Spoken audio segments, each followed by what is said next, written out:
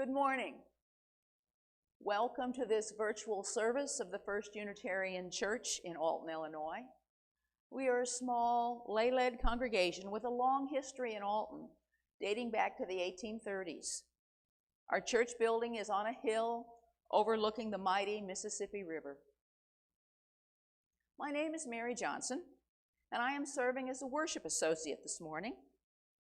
On the platform with me is Loretta Williams, who is associated with the Friends of Mother Jones Museum in Mount Olive, Illinois.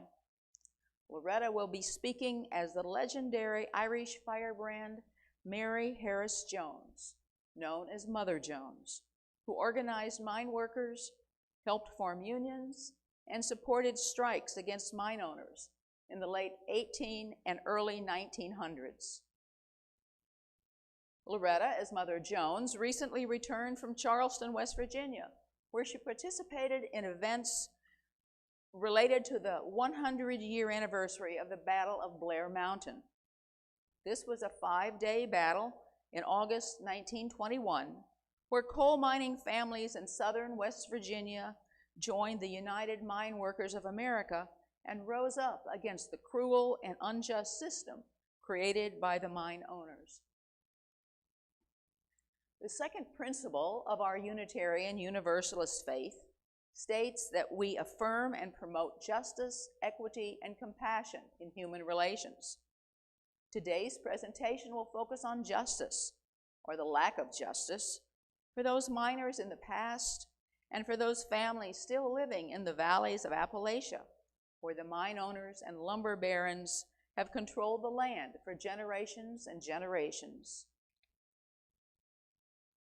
We begin our service with a prelude video of Unitarian Universalist folk singer and activist Pete Seeger performing the pro-union song, "Which Side Are You On?"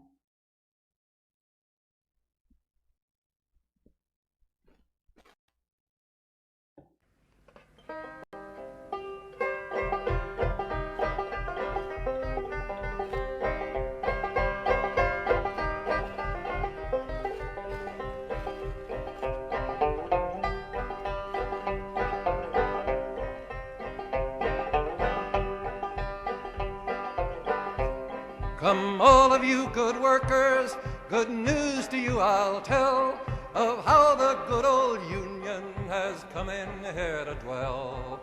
Which side are you on, boys? Which side are you on? Which side are you on, boys? Which side are you on?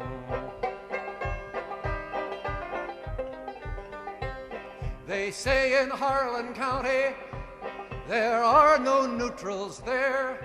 You'll either be a Union man or a thug for J.H. Blair. Which side are you on, boys? Which side are you on? Which side are you on, boys? Which side are you on? Oh, workers, can you stand it? Oh, tell me how you can. Will you be a lousy scab or will you be a man? Which side are you on, boys? Which side are you on? Which side are you on, boys? Which side are you on?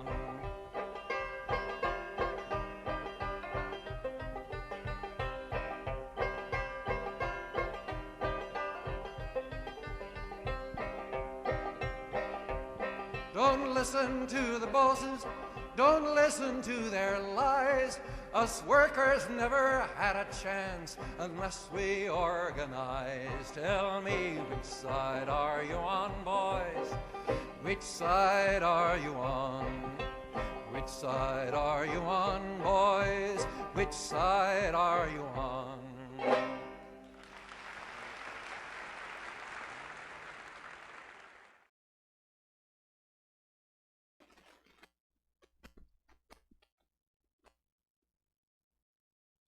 It is our tradition to light a chalice at the start of each worship service. When we light the chalice in worship, we illuminate a world that we feel called upon to serve with love and a sense of justice. If you have a candle or a chalice, please light it now as I light our chalice. here.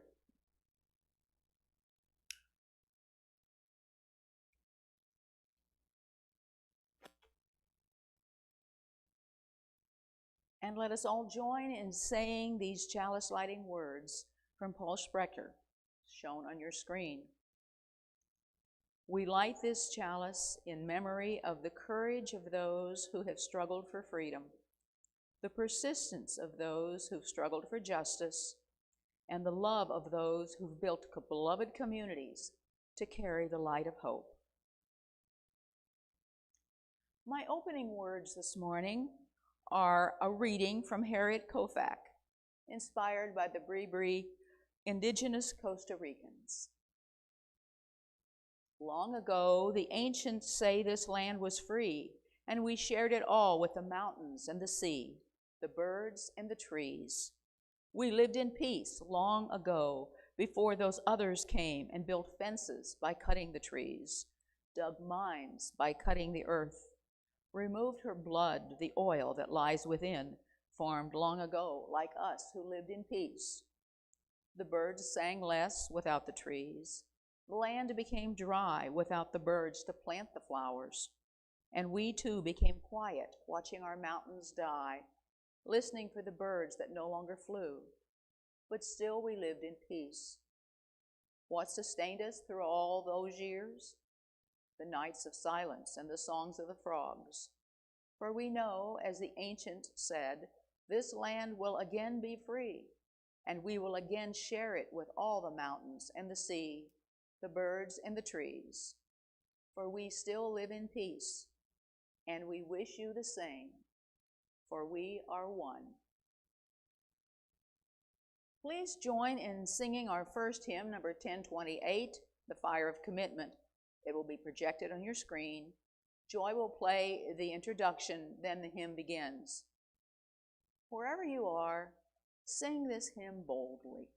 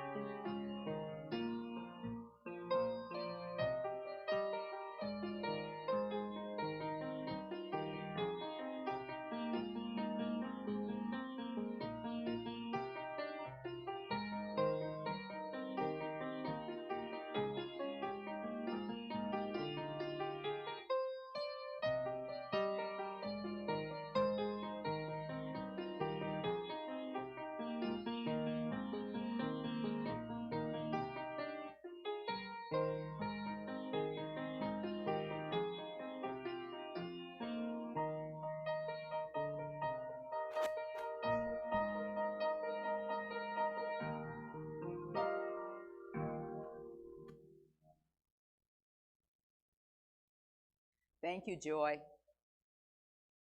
At this time in our service, we pause to reflect on our week, recalling the milestones, the joys, concerns, sorrows, and changes in our lives, and remembering those who need our healing thoughts. Please add Robin Crane's name to that list. If you have something you would like to share, please type it into the chat column on your screen. Now let us enter a time of silence.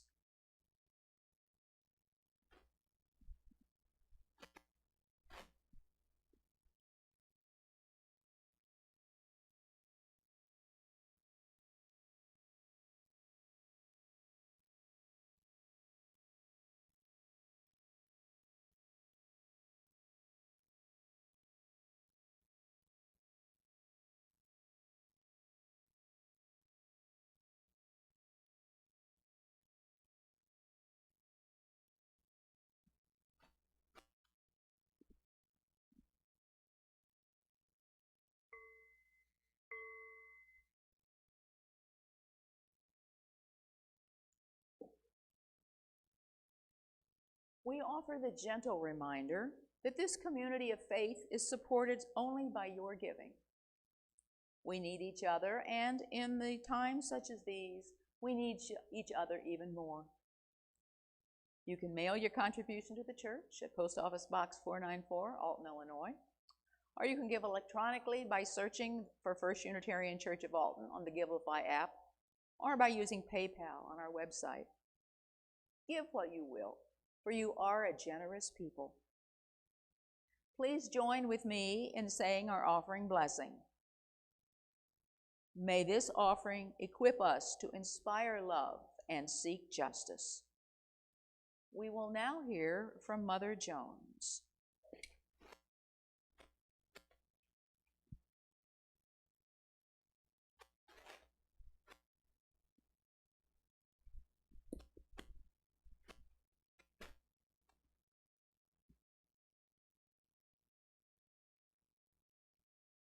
I gave part of this speech in West Virginia in 1920, but it rings true for today.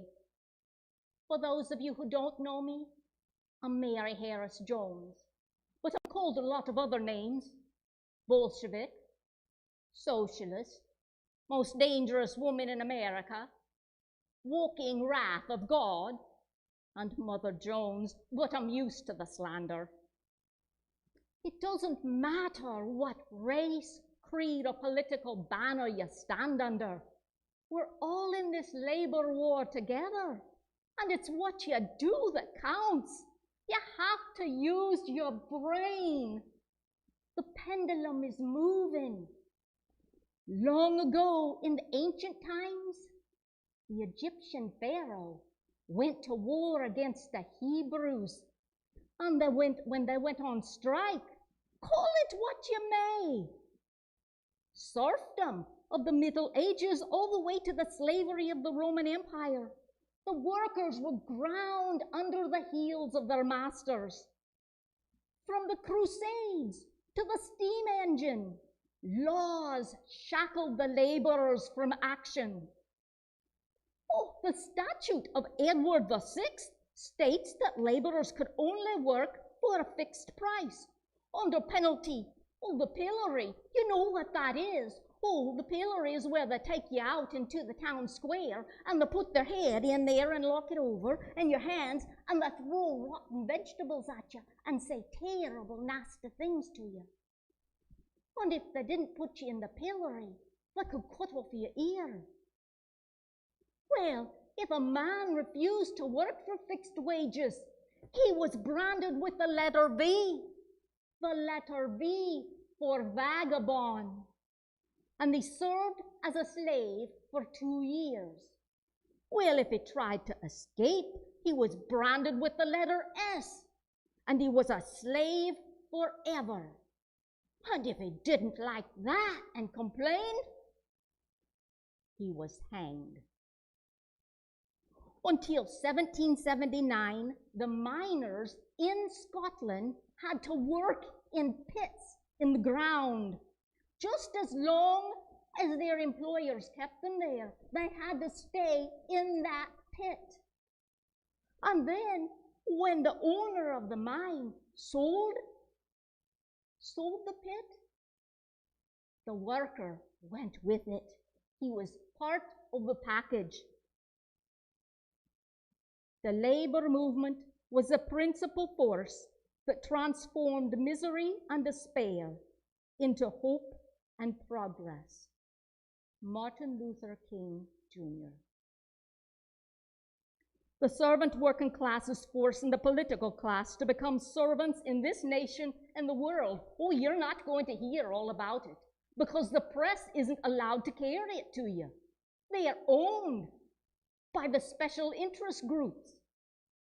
What's the cause of all of this unrest? What's the cause of the uprising of the coal miners? For months, they've endured strikes. What's the real cause? There's a new concept entering the brains of man, and you've not heard about it before. The politicians don't see it coming. Oh, they don't have brains like we do. We're like the man in the lookout tower, and he can see the smoke rising off into the distance, and he knows that there's a wildfire coming. So it is with us, my friends. It can't be stopped. The Russians can't stop it. The Chinese can't stop it. Political deportations won't stop it. It's a new epidemic circling the whole world. The wealthy have played games with the workers long enough. That's Mother Jones telling Joe Manchin what she thinks of him. It's not the different races and religions causing the unrest like the press is telling you. The real enemy of the laborers, they're the politicians who tell you one thing and then serve the special interest groups. But the tide is turning and the laborers are rising up against the politicians and those special interest groups. Your grandfathers came from good stock, not good stockholders. You yourselves are high-principled laborers, and you've seen yourselves robbed every hour that you work. Professional gunmen and murderers have been hired to intimidate and to keep you in subjection, and you stood for it, while those thieves stole food right out of your children's mouths. Money stolen from you is used to pay the robbers and the murderers. Guns and bullets that you, the laborer, made were taken and used against you, and you never said a word. You stood there like cowards and let the owners rob you. And why shouldn't he? You gave him permission. He's not in the business for fun. He goes into it to make all the money he can just as fast as he can, until you start to wise up and complain, and then he'll move off and find some other fool to take advantage of. When I first went into Kanawha, West Virginia, the miners were working 14-hour days for 40 cents a ton. And their children went with them into the mines because they didn't have a school. We're trying to change all that now. Our children are becoming educated citizens, wiser, logical thinkers. But you're turning this country over to the dollar thieves, and your children are left to fight your battles for you. I have on my bed a picture of 15 coffins containing the bodies of little children. From Ludlow, they were murdered. The miners were on strike, and they'd been on strike for such a while that they'd lived in a tent colony there with their families. And the mine owners got tired of the strike and sent in a train filled with gunmen to fire upon the people. And those that could ran into the mountains and the hills to hide. But there were many women and children who hid in the root cellars underneath the tents because they'd been on strike for so long. They had these little root cellars. And the mothers packed their little children and themselves down into these little holes in the ground. And the murderers took torches and walked among the tents and set them all afire and roasted the women and children to death.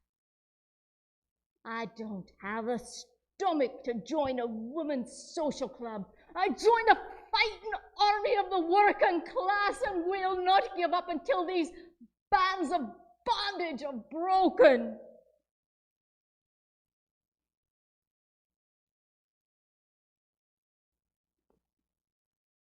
The other day, I saw a fella, and he stopped a little boy on the street, and he said, "Say, son, can you show me which way it is to the railroad station?" And the little boy said, "Well, yes, sir. You just go down here a couple of blocks and you turn to the left, and then you see in the distance there's the railroad tracks, and when you get there you turn to the right, and that's where the station's at." And the man says, "Oh, I thank you, son. Let me give you a ticket to a lecture I'm giving tomorrow night. I'm giving a lecture and show you the way to heaven." And the little boy looked at him all askance and said, "How can you show me the way to heaven when you can't even find the railroad station?" I tell you, that boy has sense and wisdom. You've got to educate yourselves. Don't count on the government education. You're not going to learn anything but what they want you to know. Now is the time for laborers to stand together in solidarity.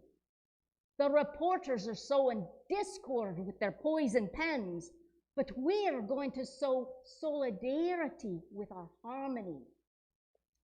Carry to your grave a sense of dignity, honor, and respect toward your fellow man. Regardless of the God-given differences that we have, don't poison one another. I'm used to the slander from the press. When the miners go out on strike, they all throw the water out of their buckets. When they go down in the mine, they carry a bucket, and in the top is their lunch, and in the bottom is the water that they're drinking. When they go out on strike, they throw out that water, meaning that they are not going back in. You can't take water back once it's thrown out. Unite together for the protection of our nation. I asked the mine owners to let the men organize for the safety of the industry. I told them St. Peter's not going to let you take $1 of your money with you through those gates. Discuss their affairs with them. You're not going to agree on everything. You know that. You know that if you've ever been to a church meeting where they took a vote. Do away with the gunmen and the professional murderers. And don't be killing one another. Use the force of the law. Educate yourself. Stop the murdering. Run those murderers out like the wild animals they are.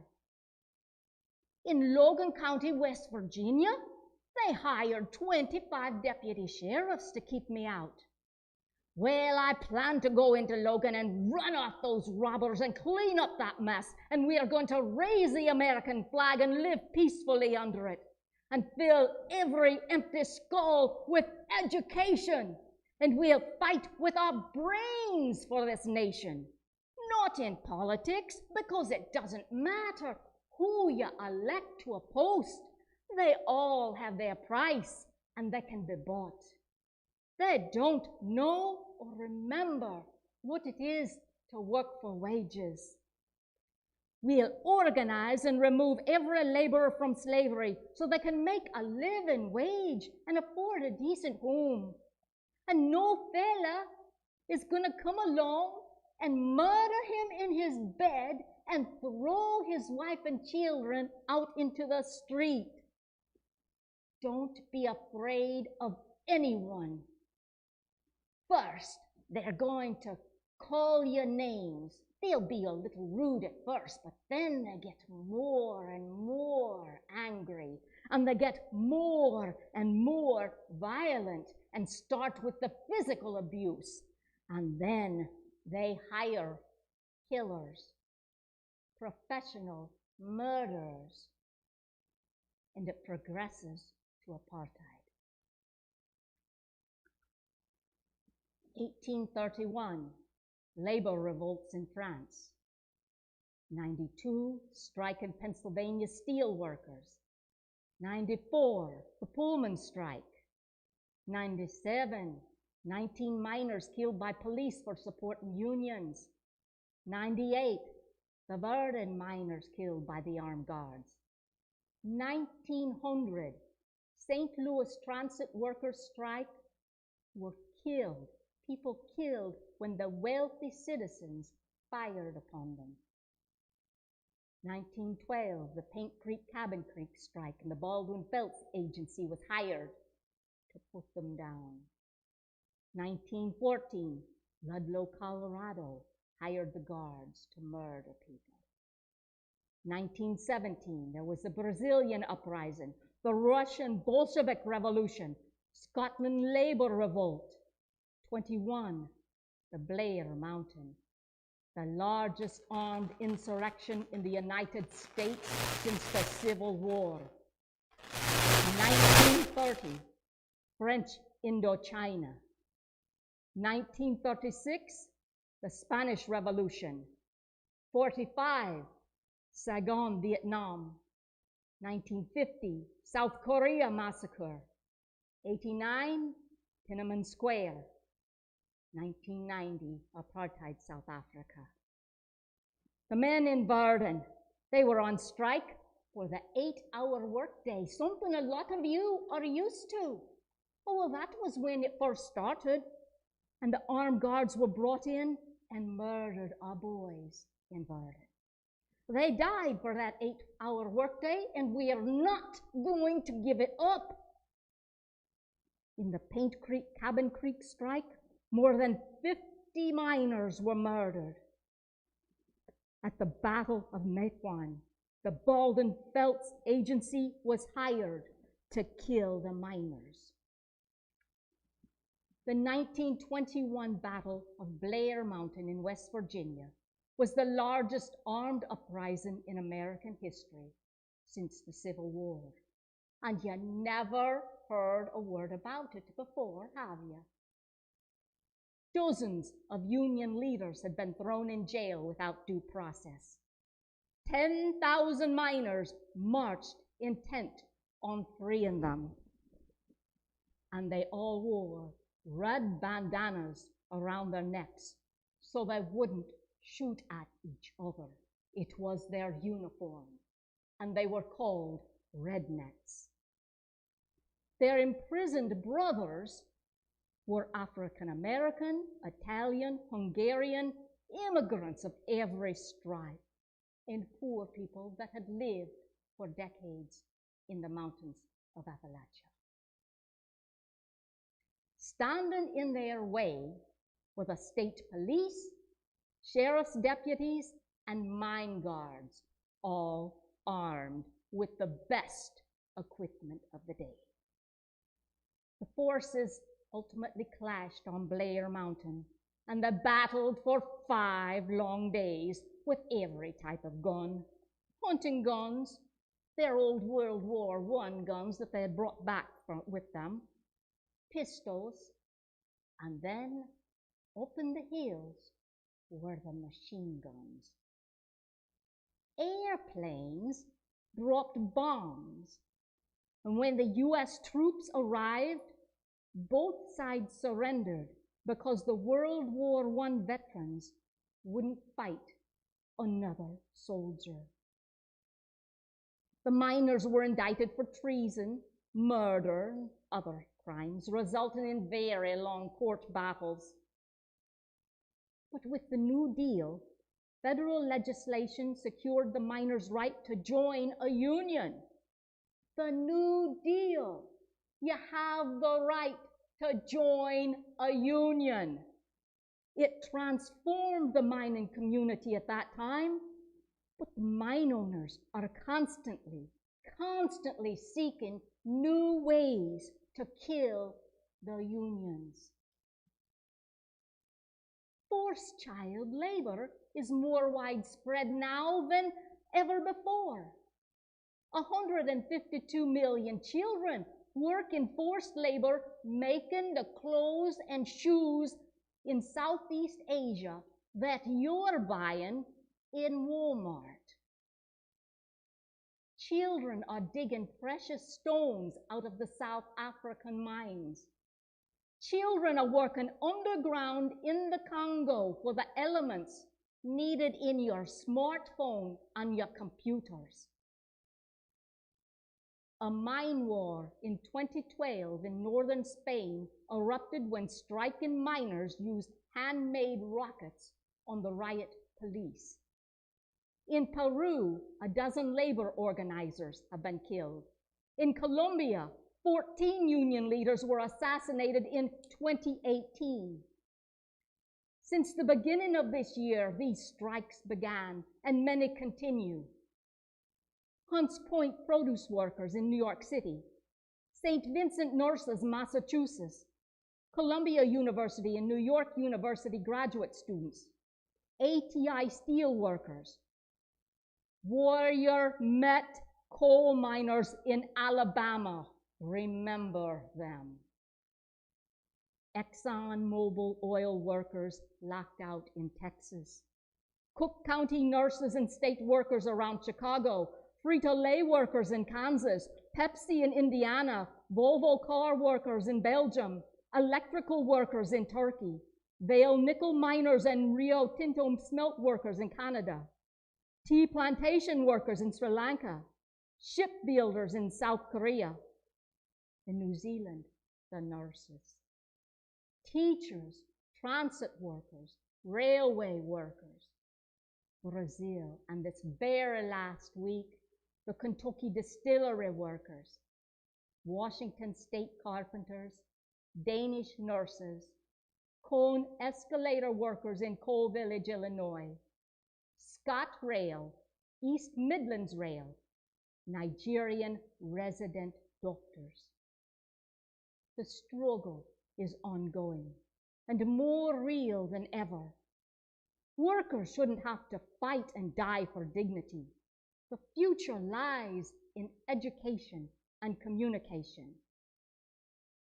Thanks to men like Chuck Keeney of West Virginia, who said, Blair Mountain isn't who we were, it's who we are. The world will not be safe for workers until this lesson is learned. Only a fool would try to deprive working men and women of their right to join the union of their choice. Dwight D. Eisenhower. My friends, it is solidarity we want. We do not want to find fault with each other, but to solidify our forces and say to each other, we must be together. Our masters are joined together, and we must do the same thing. Thank you, Mother Jones.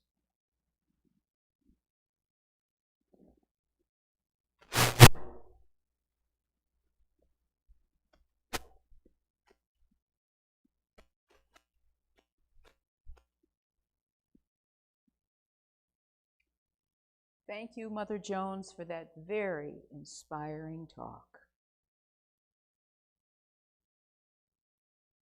Please join in singing hymn number 318, We Would Be One. It will be projected on your screen.